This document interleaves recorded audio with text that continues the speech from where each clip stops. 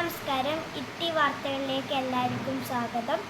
ഞാൻ ആദിനാൾ അഖിൽ.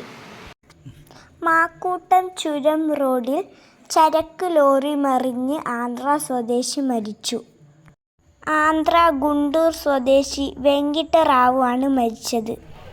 ലോറിയിലുണ്ടായിരുന്ന സഹായി ഭരതിനെ സാരമായ പരിക്കുകളോടെ ഇരിട്ടിയിലെ സ്വകാര്യ ആശുപത്രിയിൽ പ്രവേശിപ്പിച്ചു.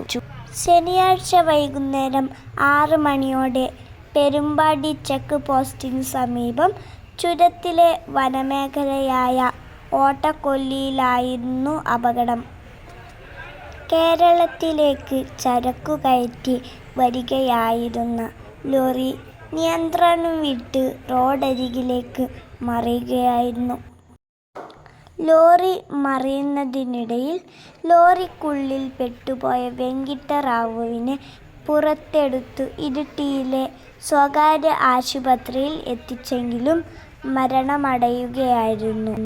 ഇരിട്ടിയിൽ നിന്നും അഗ്നിരക്ഷാ നിലയം അസിസ്റ്റന്റ് സ്റ്റേഷൻ ഓഫീസർ NG അശോകന്റെ നേതൃത്വത്തിലുള്ള സംഘവും സ്ഥലത്തെത്തി രക്ഷാപ്രവർത്തനത്തിൽ ഏർപ്പെട്ടു. സംഭവ സ്ഥലത്ത് മൊബൈൽ റേഞ്ച് ലഭ്യമല്ലാത്തതിനാൽ രക്ഷാപ്രവർത്തനം വൈകാൻ ഇടയാക്കി.